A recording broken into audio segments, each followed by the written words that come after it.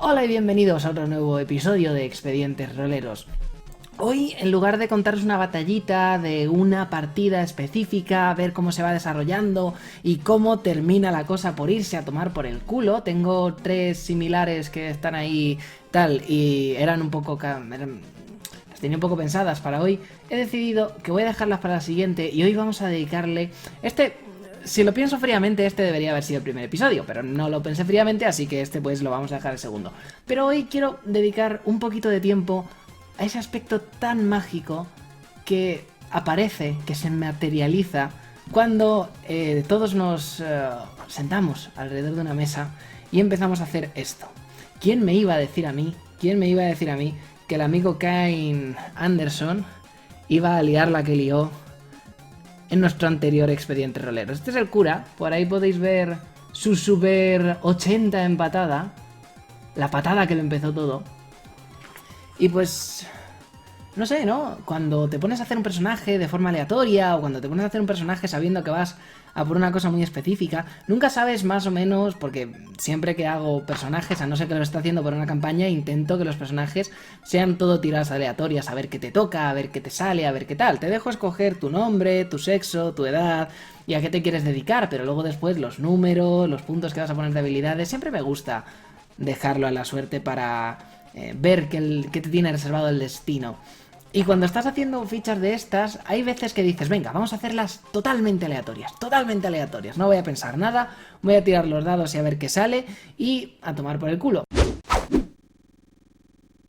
Lamentablemente esta primera no tengo la ficha porque ocurrió hace demasiado tiempo.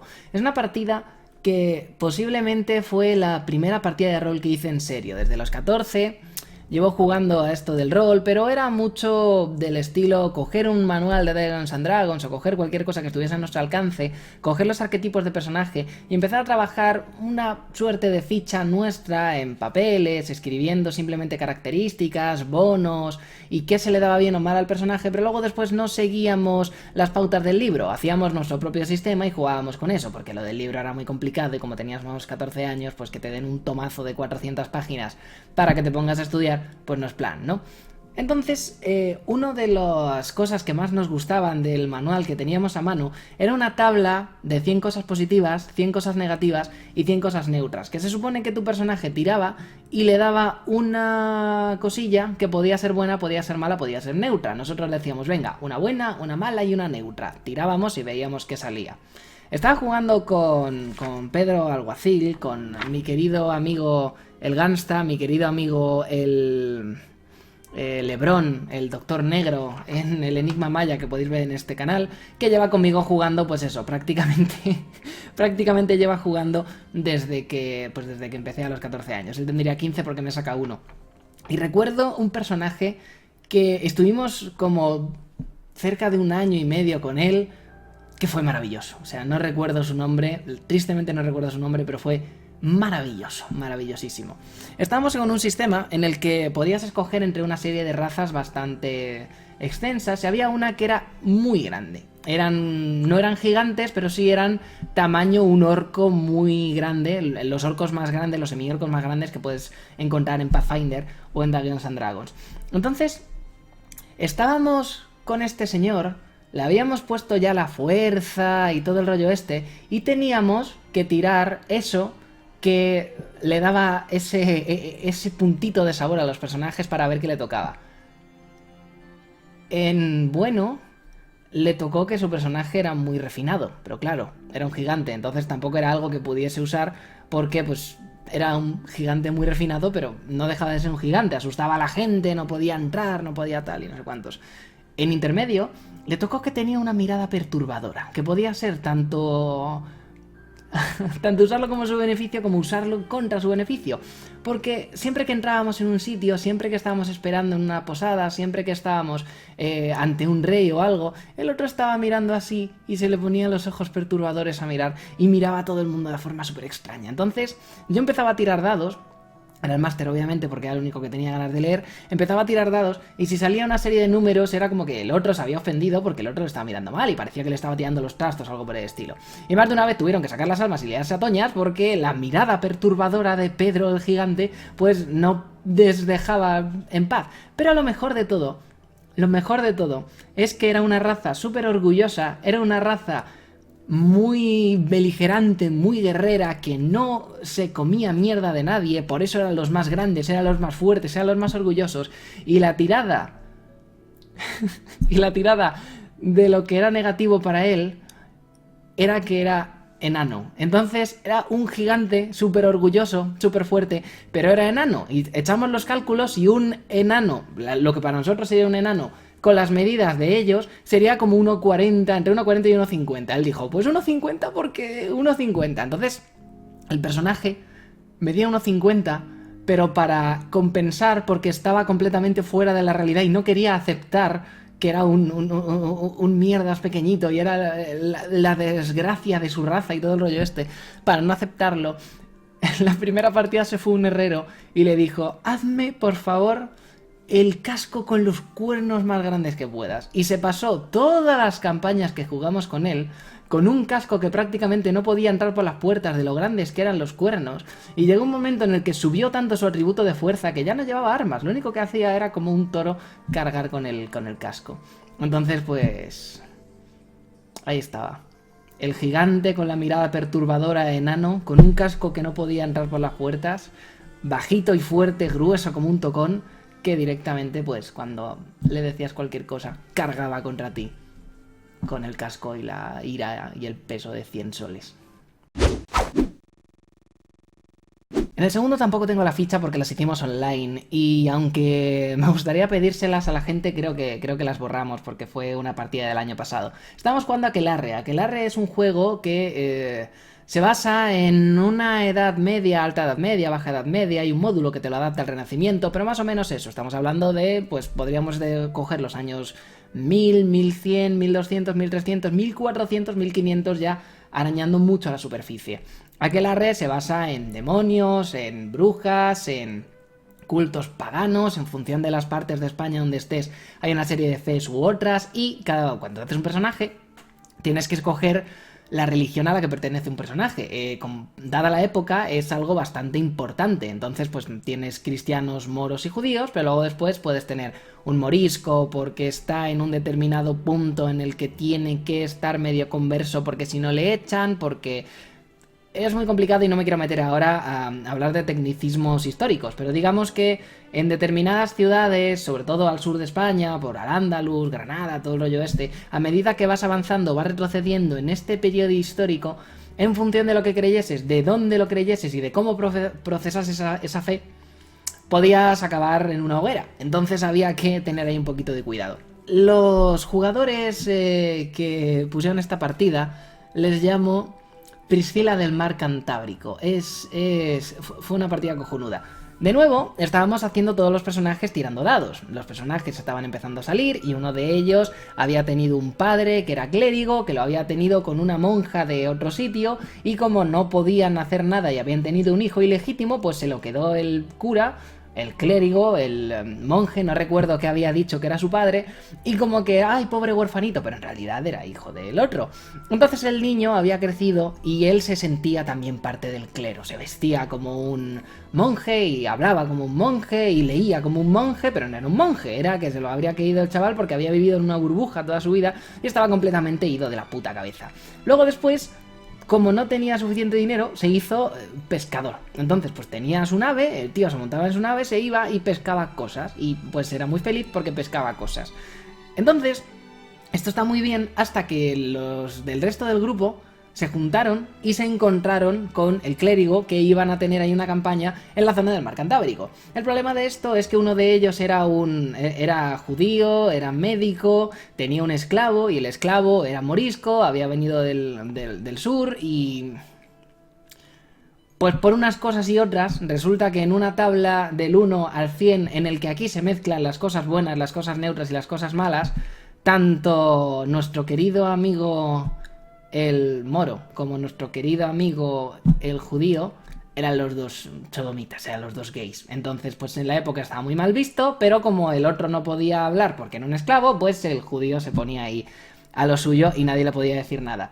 ¿Cuál fue nuestra sorpresa? Que al clérigo le pareció tan divertido que dijo, yo también quiero de eso, y se puso a tirar dados a ver qué le salía. Y el clérigo tiró los dados y le salió que era sodomita él también. Entonces, básicamente, tenemos a un clérigo cristiano, un judío hebraico y un musulmán medio converso, mediano converso, que es un esclavo, los tres metidos en un bote, en plan in the Navy, gays los tres como tres locazas, con un tío que era hijo de una bruja vasca, que iba prácticamente en taparrabos y era más bruto que un arado, intentando sondear las aguas del mar Cantábrico mientras estaban intentando encontrar un fantasma que había por ahí.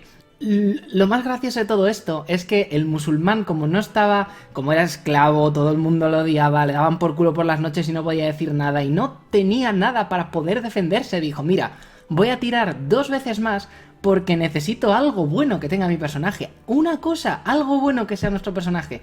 El tío tiró los dados y le salió que estaba maldito por Dios. Y la forma en la que Dios le maldijo es que daba igual en la embarcación que se montase. Esto os juro que lo decidió una vez ya se había montado en el barco. O sea, se había montado en el barco y dijo, mira, como va a ser en el agua y soy un mierdas, por favor voy a tirar 2 veces más. La característica negativa fue que Dios estaba maldito por Dios y que daba igual que fuese un bote, daba igual que fuese un velero, daba igual donde se subiese, que si era una embarcación iba a encontrarse mal e iba a tener un menos X absolutamente a todo lo que fuese porque era una persona completamente indispuesta cuando tenía que montarse en un barco. Pero tiró una tercera vez y le salió una cosa buena.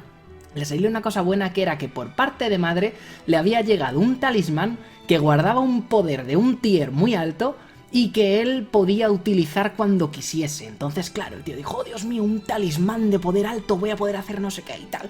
Entonces fuimos a la lista de talismanes, vimos todos los talismanes que había y estaba deseoso de ver qué le iba a tocar, defensa contra maldiciones, algo relacionado con tal. Tiró los dados y lo que le tocó fue que toda embarcación en la que él se subiese jamás iba a perecer en una tormenta. Entonces tenemos un moro que es esclavo y no tiene libertad, le dan por culo todas las noches y no puede decir nada porque es un esclavo, se marea cada vez que sube a un barco y se tiene que subir a un barco con 2 que le quieren dar por el culo y no puede quejarse, no puede defenderse porque está muy mareado y encima, cuando se sube en el barco, está bendecido y el barco nunca se puede ir a pique. Así que literalmente se pasan la partida en el barco sin que haya ningún inconveniente, gracias a un personaje al que le jodimos la puta existencia, porque los dados así lo quisieron. Hablando de sodomía gratuita y pocas ganas de contarlo, esto es una ficha de Anima, entonces las fichas de Anima pues tienen o sea, puedes jugar a juegos narrativos como Hitos, estos cultos innombrables, que es Hitos y ya está. O sea, no tienes nada más, tienes esto. Y luego después tenemos Fate. Fate aquí detrás no tienes nada y aquí delante tienes esto. Entonces hay juegos como estos en los que directamente puedes escribir un par de cosas y juegas una campaña con esto y ya está. Y luego hay otros juegos como Anima en los que pues esto de aquí es solamente si juegas con el Core Asset, que es el libro normal. Si luego después juegas con las expansiones, pues necesitas 6 páginas más, porque... Pues porque, ¿por qué no? ¿No? Es deberes el videojuego, bueno, el juego de rol. Este personaje le tengo mucho cariño, se llama Haku, es un ladrón y básicamente era un ladrón que pues de pequeño estaba intentando sobrevivir porque era huérfano, se puso a robar un poco lo que veía que podía para comer y se cruzó con un noble en la parte de Anima que es como el Japón clásico. Entonces se cruzó con un noble, el noble vio sus habilidades, vio que se le daba bien y demás y dijo, oye, pues mi hijo necesita un gilipollas al que partirle la cara, voy a cogerme al chaval este que como no tiene donde caerse muerto ni nadie a quien le importe, no se va a quejar y así mi hijo pues puede pegarse con alguien. Entonces cogió a Haku, se lo puso con otro personaje que llevaba Pedro, quien si no, nuestro querido amigo el Lebrón, Y pues directamente ya surgió ahí una amistad en el que pues Haku un poco sumiso o senpai pues estaba ahí detrás del otro mientras el otro practicaba y tal y cual. No sabemos en qué punto al otro le dio por darle por culo, no literalmente, o sea, ay Haku, qué guapo te veo hoy, ¿no? No sé por qué, no sé de dónde salió, no recuerdo, pero el caso es que pues...